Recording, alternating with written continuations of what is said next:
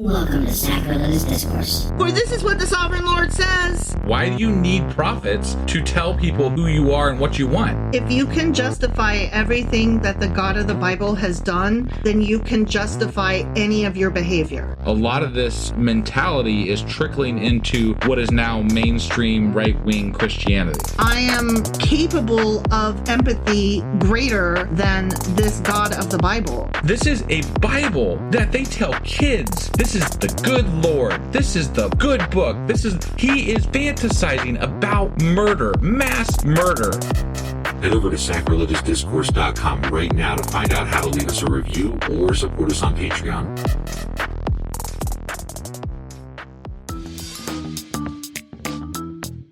Hey there, sinners and saints. It's your favorite Bible-bashing duo from Sacrilegious Discourse, and we need your help. That's right, folks. We're raising funds for some heavenly equipment and a studio that doesn't sound like it's in the depths of hell. Our current setup, let's just say it's more apocalypse than audiophile. So if you want to hear us dissect the Bible without the background noise of demonic squirrels, chip in a few bucks. We're aiming for $5,000 to upgrade our audio and build a studio worthy of blasphemous banter. Donate today and help us spread the good word of atheism. You can find a link right on our homepage, sacrilegiousdiscourse.com. Every dollar counts. Even if it's from your collection plate.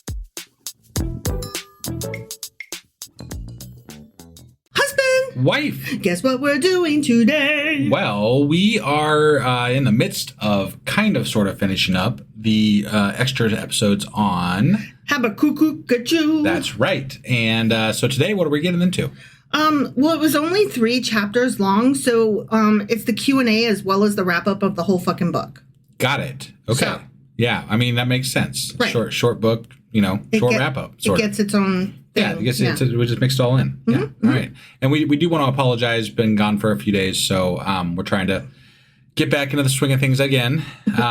Still again forever. Yeah, still again forever. But we are, you ready to get into this? Sure as fuck am. All right, let's do it. Okie dokie.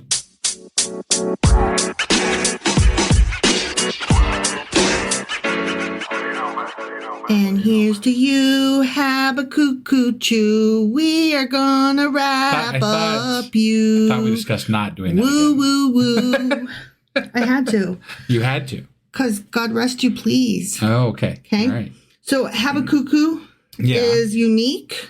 Is he? He is. Okay. In that he does not speak to men under God's commission as do the other prophets, but he speaks about his people and their enemies, the Chaldeans, to God.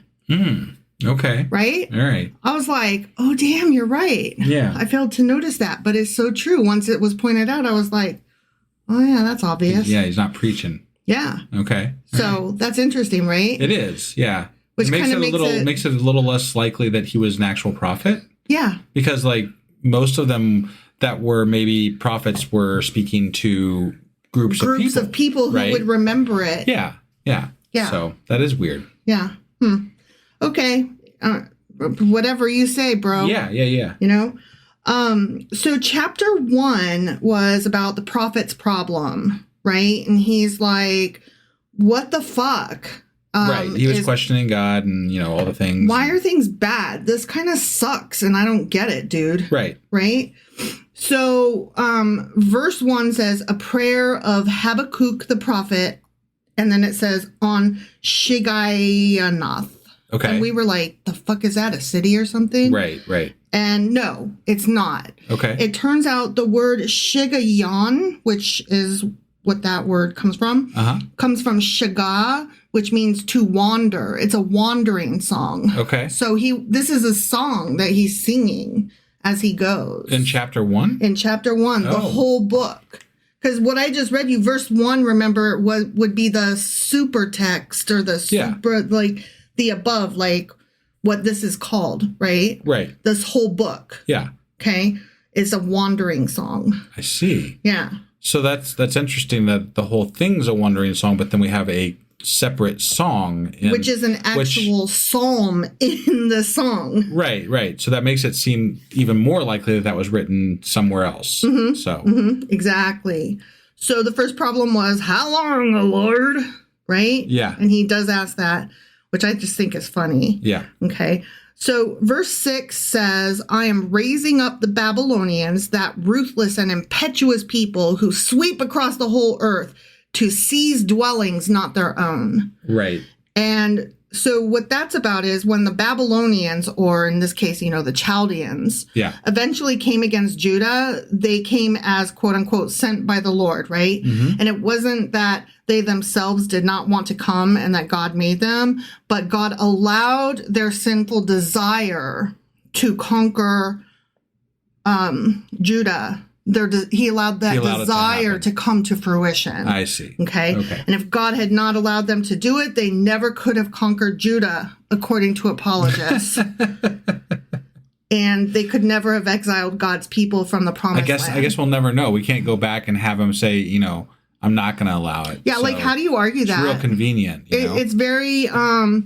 it was meant to be-ish, and revisionist history much, there's people talking. No, it's not revisionist. It's giving a reason for exactly what happened, but telling you why. That's not revisioning. Revisioning the why. Like if it had happened a different way, it would have been a different story, right? Yeah, but they're not revisioning what happened. No, I know. They're just saying, yeah, but there was a reason why it happened. Right, but it's the same idea as revisionist history. It's the same realm. It's revisionist adjacent. Right. I will allow it. Yeah. Okay. So then moving on to chapter 2, that's really all I want to say about chapter 1. Okay. Yeah. About chapter 2, that's the one where God justifies his judgment. He's like, don't worry. I got this. I got this. Right. I got a plan. Yeah. So verse 1 says, I will stand at my watch and station myself on the ramparts. And that's Habakkuk is saying that. Okay. Yeah. He's like, I'm just going to stand here and watch. Sure. I will look to see what God will say to me and what answer I am to give to this complaint. Right. So our interpretation differs vastly from other interpretations which say, actually, I will stand at my watch and station myself on the ramparts, and I will look to see what he will say to me and what to answer when I am rebuked. The other translations indicate that he expected God to correct him. Oh, okay. Which I'm like, okay, that changes the entire meaning of that verse, really. Right. Because from this, we see that Habakkuk didn't ask God this question because he thought God was wrong and had to explain himself. He asked it because he knew that he was wrong and wanted to understand better. Got it. It was for clarification purposes. Yeah. This is what it looks like to me, bro. But I can't possibly be right about it. Yeah, I'm sure I'm wrong. Yeah, right. And God is perfect, right? Whereas our interpretation is like, I don't get it. I'm just going to stand here and watch and see. Yeah. And that's different. No, it is. It's more like that interpretation that you're talking about that we didn't get is more in line with the continuing the God is everything type mentality, right? Yes, it makes more sense. It's more likely that was the intention given the rest of the book. It does, because the way we had read it, it felt more in line with some of the early prophets like Moses and stuff, where they did actually have the goal to question some of God's actions. And back then we're like, oh, damn. Right. That's brave. Like, I think Job was what we compared him to in the questioning. Sure. But Moses questioned him too. And there was some other, I can't remember exactly who all questioned God, but there have been a few moments early on in the Bible where we were like, wow, that was, okay, yeah. But this apparently wasn't one of them. Except for... Depending on which translation you're reading. Right. I mean, the way that the translation we read made it sound like he was, but the actual translations otherwise seem to indicate, no, it really was right in line with them. Well, but you could also look at that as a little bit of revisionist history, right? Because people could be like, well, we want him to be more godly. Yeah. So they might have changed it in order to make him sound more in line with what God wants, That is true. I'm not here to say which interpretation is better. I know that we read a watered down version to make it easier to read. So we don't always get all of the meaning. Sure. Which is why it's sometimes interesting to read the apologists, because they have all of these different perspectives that I'm like, how the fuck did you get that? And then I go and read a different interpretation and I'm like, oh, that's not the same. Right. Well, and it's important, I think, to know all the different sides of this because people are often going to be like, well, you just didn't understand the allegory. You didn't understand the, metaphor, the whatever, the thing that's... You came to it with an agenda. Right. Yeah. So it's good to, this is why I like our Q&As because we get to dive back into it and be like, okay, what actually do people think about this? What have they said about this? Yeah. What does that mean? Exactly. And I don't always agree with them, and I very rarely agree with the apologists, but, at least we know what other ways it might be interpreted. And what other arguments might be presented. Like, you can't even be prepared for a conversation if you don't even know what might be said or thrown at you. Yeah.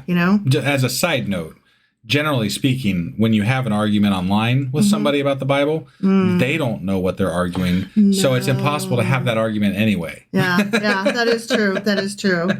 So going to verse 19, it reads, "Woe to him who says to wood, 'Come to life,' or to lifeless stone, 'Wake up.'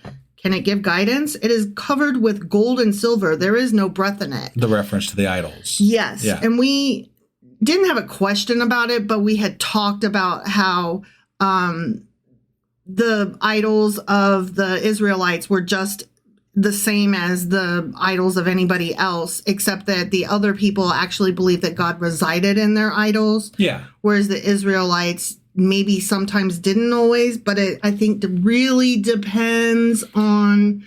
Well, I think that they didn't have idols per se because they didn't have things that they kept in their house that were symbols of their God, right? That they believed embodied their God. But they did have temples that they went to that they believed housed their God. And they believed that there were places... The ark housed their God. Right. And so they believed that there were places they could go that their God existed more, right? Which is the same general concept as idols. Right. It's just placed differently. It's a different way to look at it. It's a different way to... Instead of a thing you put in your back pocket, you have to go to the place where your back pocket is. Yeah. What? I mean, that's really the only difference. Yeah. And it's, for a while, their fucking tent that they carried around was a goddamn house for their God. And then they built a temple, like an actual temple. So, I mean, it's just... It's the same thing. It really is. They carried around that fucking ark until they lost it. If you look at Christians today, they get really bent out of shape about their crosses and their Bibles. Yeah. They very much treat them as idols. Oh, yeah. And then that's just the Protestants. If you get into the Catholics, they actually have idols. Yeah. So, I mean. Yeah, no, I find that very interesting. I cannot understand Catholicism for the life of me. I can't either. It's some mixture of Christianity and then its own thing, right? Yeah. But they took all the pageantry of Judaism and made it pretty with paganism. Right, but they have literal people have the St. Christopher thing in their car to protect them from getting into wrecks and stuff because he's the saint of travel or something like that, of safe right? travel, yeah. Yeah, and so there's all these little idolistic things that they have in their religion, Absolutely. like the statues of Mary and whatever, and their rosaries. Yeah, and it's just, but they in the Bible they had those things with the pomegranates and whatever, and Thummim and the the Thummim and the Thummim and the whatever the hell it was, yeah.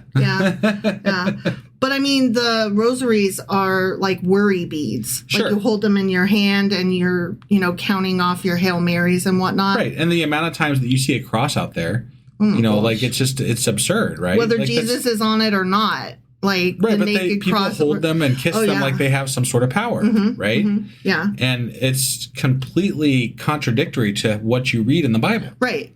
Which is funny to me because Catholics are supposed to be the earliest form of when they're the early Christians, right? When the Christians broke from Judaism, right? That's what they were. They were Catholic. But they also were going to be the most conforming to the pagan religions because they were trying to adopt a little bit of both to get everybody on board. Right. That's what I'm saying. Catholicism.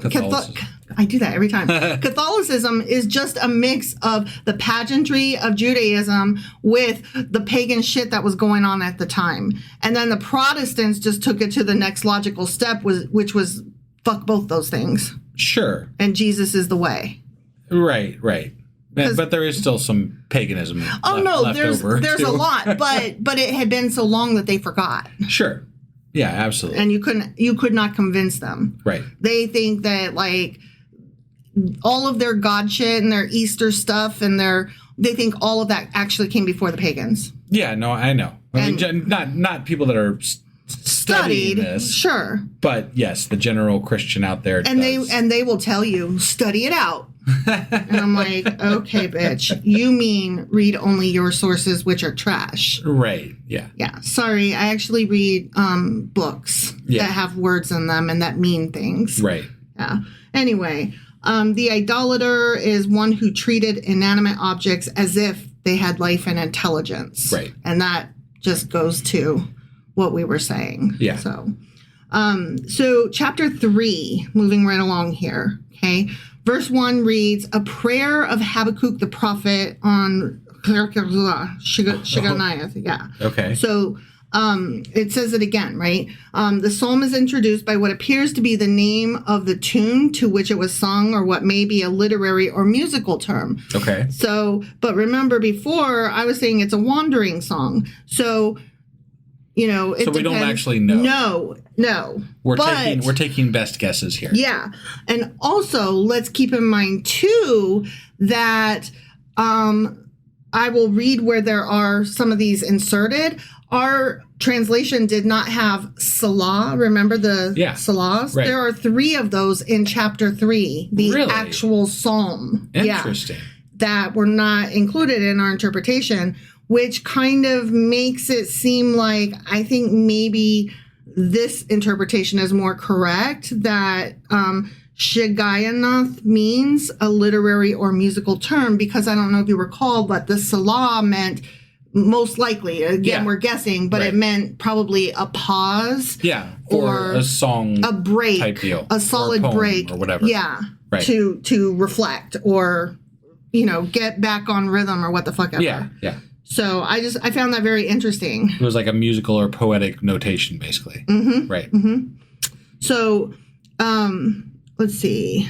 We are moving on to the power of God on behalf of his people, blah, blah, blah, right? Sure. So God's judgment is pictured in a number of illustrations in this chapter. Okay. Okay. Some of which appear to be taken from the story of Israel's escape from Egypt and their journey to Canaan under Moses. Okay. And we kind of thought that that's what they might be talking about, but we weren't sure. And so we were on the right path. Yes, that is exactly what they are talking about in this song. Okay. Right. And so the judgment is like a thunderstorm that is seen approaching over the tops of the southern mountains. And that's verses 3 and 4. Yeah. Like a plague from which no one escapes. That's chapter 5. Okay. Or I'm sorry, verse 5. Right. Like an earthquake that terrorizes the nations and shakes the mountains. And that's verse 6. Okay.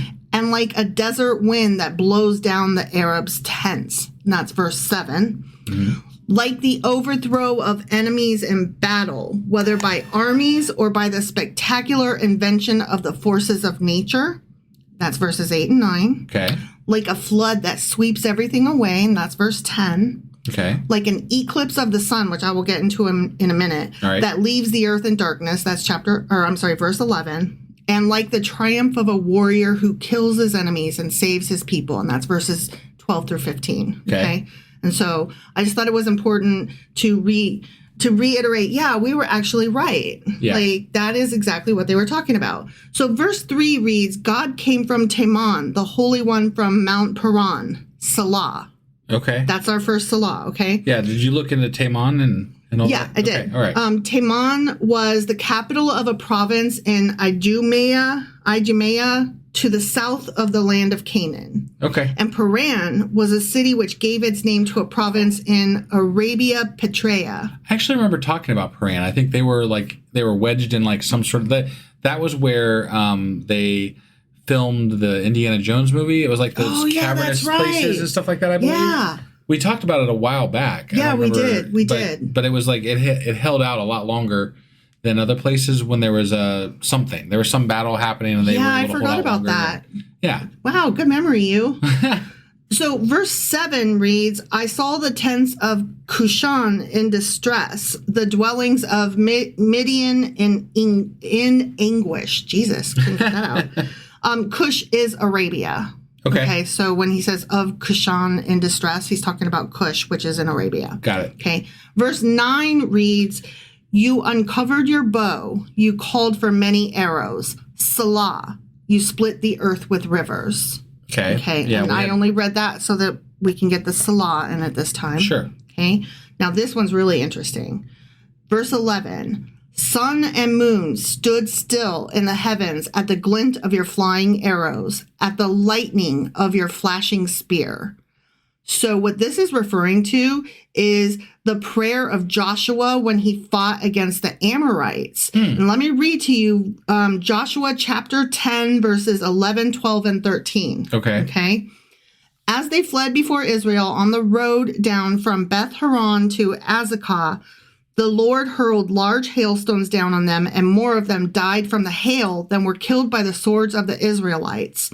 On the day the Lord gave the Amorites over to Israel, Joshua said to the Lord in the presence of Israel, Sun, stand still over Gibeon, and you, moon, over the valley of Aijalon. So the sun stood still, and the moon stopped, till the nation avenged itself on its enemies, as it is written in the book of Jashar. The sun stopped in the middle of the sky and delayed going down about a full day. Yeah, we gave them a lot of shit for that at the time when we read that. And it was probably a eclipse or something that happened. Like, whatever. It doesn't matter. But I did double check to make sure this wasn't just an apologist trying to make this be true, that the Habakkuk verse was referring to the verses in Joshua when it said, in Habakkuk, sun and moon stood still in the heavens at the glint of your flying arrows. That is what he's talking about. Okay. So that is the same event that he's talking about. Got it. Okay. Yeah. So I just thought that was interesting. Yeah. Verse 12 reads, in wrath you strode through the earth, and in anger you threshed the nations. This refers to the conquest of Canaan, where God is represented as going at the head of his people as general in chief, and leading them on from conquest to conquest. Back earlier on in the Bible. So this is all kind of referencing stuff early on. Early on. Yep. Okay. Yep. All right. And verse 13 again was, you came out to deliver your people, to save your anointed one. You crushed the leader of the land of wickedness. You stripped him from head to foot. Salah. Okay. Okay. Yeah. And then verse 14 reads, with his own spear, you pierced his head when his warriors stormed out to scatter us, gloating as though about to devour the wretched who were in hiding. This is referring to Pharaoh and his generals way back in Egypt times. All right. The troops of Pharaoh, in their confusion, fell foul of each other, and with their staves or weapons, they slew one another. And Pharaoh was drowned with his army in the Red Sea. This seems very not in place with what we were talking about in that chapter. Yeah. Like we're referencing all stuff from the Pentateuch, the Torah. Yeah. And so it just doesn't seem like it fits at the end of Habakkuk. Right. So I don't really know how to take that. Yeah. But I guess it's a reveling in God's past accomplishments, right? Yes, that is exactly what chapter 3 is. Habakkuk is chapter 1. Habakkuk is questioning God. Right. And then at the beginning of chapter 2, he's saying, but I'm sure I'm just an asshole schmuck who doesn't get it. So please go on. But he's going to sit there and wait and watch for it. Right? Yes. Yeah. Yes. However long it takes. Right. Okay. And then God says, don't worry, I got this. But then to show his loyalty, and then, chapter 3. No, okay. Hold on. Sorry. Not there yet. Okay. Yeah. God says, don't worry, I got this. Here's my plan. Yeah. And then don't forget, Habakkuk then says, hold on, but why are you using people that are worse than us against us? That's stupid, bro. Yeah. And then God's like, I'm using them as a tool. They were going to come anyway. I could stop them, but I'm allowing it. Right. And so then, even though this is the important part of Habakkuk, if you are a believer. Okay. Yeah. And if you are an apologist. Sure. Even though all of that sucks, right? Yeah. And even though it sounds like a bad plan, and even though There's still bad things happening. And that was actually Habakkuk's original question. Right. Even though all of that, he starts chapter 3 singing, I don't get it, but I trust in you nonetheless. Because of your past accomplishments. Because of your past glories and your past whatevers. Mm-hmm. Okay. And I will now sing them out and list them. Right, but that makes it even more interesting that many scholars think that was written well after the fact, right? By somebody else at the very least. Because ultimately, Habakkuk, at its core, without that addition, is more of a questioning of God's ability to, and why are you doing this, and why are you choosing to do it this way? Right. Right? Without any real singing of any praises. It's almost like, remember Job, the whole way through, Job was questioning, and then at the very end, we were like, this doesn't fucking make sense. All of a sudden, Job is like, and happily ever after. Right. Tossed and then we shoulder. Found out that probably somebody had edited the end, right? Yeah. This is basically Job 2.0, right? Except it's not happening to him personally. He's seeing how bad everything is around him. Right. No, I mean, it's almost like the Bible, when it was originally written, was too real. It acknowledged the flaws of the people and of God. And so an editor later on was like, no, we need this to be fluffier. So we cannot abide. Fluff some God love in there. We cannot abide an imperfect God. Because that actually, like, they understood, the rewriters, the editors, they understood the imperfection of God goes against everything that a God should be. But you know what? I actually would prefer the image of an imperfect God over a perfect God. Yes. One that always gets everything right doesn't seem like one that is going to be able to grow it at all. Right. And if we're talking about Christianity eventually, right, we're moving into the New Testament. Sure. So we're talking about a God that claims that he grew and he decided to do this for humanity because he wanted us to not have to suffer anymore. So he's going to let his son die for our sins. Right. I think your wording is questionable because apologists would claim that God never changed. He didn't grow. Okay. They claim that this was his plan all along. Well, his plan sucked. I mean, tell Habakkuk about it. But he agrees with you. But there's a lot of just layman Christians out there that see it as a growth of their God, right? Their God grew from something that killed people all the time to now a forgiving God, right? That's kind of a general concept that exists out in the world. Is it? Sometimes. For some people, that's not what I've run into. So okay. I'm going to bow to your experience. Well, that's how I kind of viewed it, and that's how I've heard some people reference it as. Okay. So maybe I'm wrong in that, and I'm not talking about people that study the Bible. I'm talking about people that just have a general understanding. No, I was just going to say another reason that I should bow to your knowledge is because you actually interact negatively or positively. I'll leave that up to the listener to determine. With malice. With people, with certain people online. You actually interact with Christians way more often than I do. Yeah. In an argumentative context on Twitter. I do.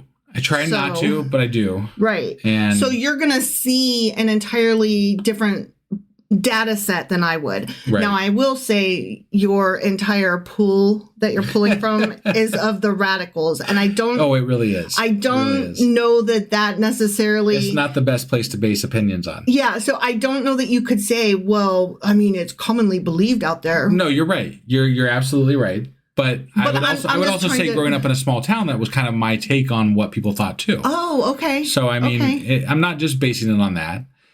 But... I don't really remember where I was going with all that. I just was... a God that changes and grows. Yeah, but I still don't remember where I was going with it. I'm sorry. No, it's okay. It's okay. It was just... I don't feel like it was... I don't feel like it's correct with regard to how this... Like, if you felt that way, you wouldn't need to make him be perfect. And that's what it was. Yeah, yeah. I like the idea that he's not perfect because then it'll, like, if you're going to believe in this God, it allows him to make that transition, right? But if he's perfect, then what the fuck was he doing? I think that's the entire problem with Christianity is they want it both ways. I mean, you could say that about any number of things about Christianity, but they want him to be absolutely perfect and to have always known what was coming and everything to have been in his plan. Because, I mean, let's face it, that's what the word God means, right? Sure. Ever temporal, like always present, always there, ever knowledgeable, the whole thing. So they need to fix it to where that's the truth. But at the same time, if he did change and grow, you know, he used to be this way and now he's not. And the Bible itself says that he repented of having made humans in the first place. And that's why he fucking flooded them. Right. You know, right. He's like, oh, I fucked up with these guys. Yeah. Or like the Tower of Babel. Oh shit, I fucked up with this. So I'm gonna knock that shit down and scatter the people. Yeah. Yeah. So I mean, he admits that he's flawed, but Christians need him to be perfect, so they can't handle that. Right. And so, like way back when, a group of them tried to fix what they could, but they didn't do a good enough job for people like me and you reading it. I think honestly, that's what I like about Judaism, modern Judaism, a lot more than Christianity currently, because Judaism seems to allow for the God to be flawed. Mm-hmm. You know, and it's okay that the God is flawed. And they like questioning and learning and talking about what can we take from this, right? And what does that mean, and how does that change the meaning of the stories and the words, and yeah. I mean, just in general, you know. Well, like very. I'm not. There are definitely some like crazy Jewish sects out there as well. I mean, just as there's crazy Christian sects. Yeah, I was going to say there's radicals in every religion. Right. So I mean, I don't want to say that all of them are perfect for this, that, or the other, but like, I just like. Well, that idea. Let's not even start on Zionism, right? Right. But I like the idea of flaws better than not. Yeah. If I was gonna believe in a God, I'd like the idea of flaws better than not. Okay. Because it's relatable. And see, I think that I disagree with that, because I think that defeats the purpose of a God. A God is supposed to be perfect. How do you have a God that's not perfect? But if we were built in the image of God, right, then it makes you allow yourself to put yourself in a flawed God's shoes, right? Like, okay, I was built in your image. But flawed God to me is an what is that word? Like military intelligence is two words that don't go together. Right, I forgot what that term is. Idiot something. Anyway, two words that don't go together. Yeah. But I guess I've always kind of tried to, in my mind, find the perfect pitch for what a good version of Christianity might be, right? Mm-hmm. And to me, if I could just step outside of the Bible and say, okay, this God created us in his image, and he is flawed, and he's making a journey to become a better person, much like I, as a human, am making a journey to become a better person. That sounds more like spiritualism. No, absolutely. Okay. Absolutely. Okay. Which, but, I mean, that's more my speed, honestly. No. I'm that's what I'm saying, though, is that the exactness of Christianity and how people try to get it so exact, to me, is wrong. Okay. Like, if you want to go about this in any certain way, the way you would want to go about it is in a generalized acceptance of there's a God, and this is how I feel about it, and this is what the purpose of this stuff is. So we agree in concept, and it's the choice of words that we're actually having a problem with. Okay. Because the term God does not apply to what you're saying. What you're talking about is an all-powerful being that... Sure. Isn't that what God is? Well, I think that it depends on how you define the word God, but that's an entirely different conversation. Okay. Like, somebody from like the Middle Ages might think that an airplane pilot is a god. Yeah. You know? Sure. So, an advanced higher power that sometimes has some things they can do, some magic or some science we don't yet understand, right? Sure. But that is not a god to me. That is like my understanding of God is perfection. Got it. So it's just the wrong vocabulary I think Christians that want it both ways are using. Sure. I guess my point is that I feel like that if people want to believe in God, as opposed to using the Bible as a reference, they need to stop. I think we both agree on that. It's the most imperfect version of a God I think I could imagine. Yeah. It's not correct. It's wrong. It's bad. Completely wrong and bad. Yeah. And there's so many flaws with it. so many. It condones racism, slavery, sexual discrimination, rape, harm to children, murder. Well, and it's so obviously written by humans that tried to manipulate the sayings. I'm sorry. I need to be a little more specific. It's so obviously written by men. Well, yeah. Not just humans. Right. Men. Yes. Who had... Go on. No, yeah. That just... They altered stories even. I mean, like there's no consistency to it. They had their own agenda. They had their own ideas, their own politics of the time. It's very apparent in reading it that is how it was going. Even to two not very knowledgeable or scholastically inclined people. Even with that, we get it wrong all the time. Oh yeah, but totally. It's still even with just a base gloss over of the Bible, it's still very apparent. Right. So. Right. Anyway, I think we've gone on long enough here. Sure. Do you have anything else to add about Habakkuk? I didn't love it. No, I didn't either. I didn't hate it as bad as some. Maybe I guess. Kind of... I feel kind of ennui about it at this point. We're kind of like numb to the Old Testament, I think, at this point. We're like so ready to move on to the New Testament. We're so close to the end. It's kind of like when you have to pee really bad and then like it gets worse the closer you get to the toilet for no reason. Right. And then like by the time you get to the toilet, you almost cannot get your business to the pot. Yeah. Yeah, that's never Which a good makes thing. no fucking sense, right? Like, why do I have to pee more the closer I get? That doesn't make sense. Yeah. So it's just the anticipation of being done. Exactly. Yeah. We're almost there. Yeah, we're almost there. We're almost there. I can almost pee. Whew. Yeah. All right. Well, that was the wrap up for Habakkuk, which means that hopefully we'll be back tomorrow with... You're always wrong, but you are always wrong in this case, too, because this will come out Monday morning, and the next one will be oh, yeah, we'll have one come out Tuesday morning. So I'm not... I was wrong. I was wrong. Yeah, no, so you're anyway, right. It's the Contradictions episode, which will be out Tuesday morning. Tomorrow. Yeah. Sorry. Nothing. Don't listen to me.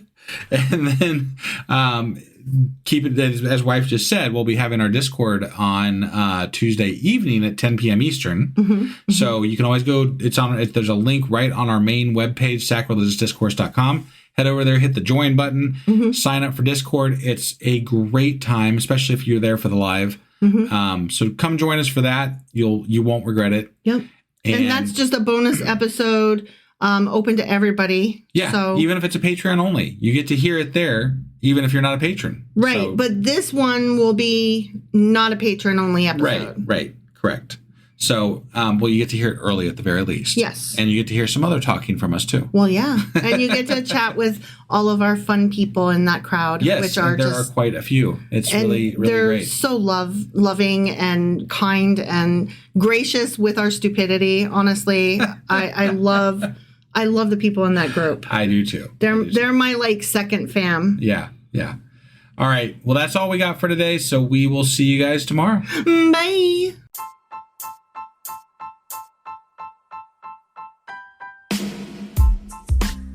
Hey, wife, I guess that's the end? But husband, that's just sad. It doesn't have to be. We are on lots of social media platforms like Twitter. Our handle there is sacrilegious_D. For D's nuts. Oh my God. Stop doing that. Anyway, we're also on Facebook, Instagram, and Pinterest. There's a link to all of our social media sites at our website. Ooh, we have a website? Yeah, it's sacrilegiousdiscourse.com, where you can also find a link to our merch shop. We have a merch shop? Yep, we have podcast-themed clothing, mugs, notebooks, and more, as well as an atheist and science-themed products. Wow, our fans should really go check that out right now. Definitely. They can get in touch with us by sending an email to sacrilegiousdiscourse@gmail.com. But before they do that, we could really use some help. Oh yeah? With what? Well, it's not free running the podcast, and we need some financial support in order to get better equipment, which will free up time so we can concentrate on our podcast and our fans. Okay, so what should they do?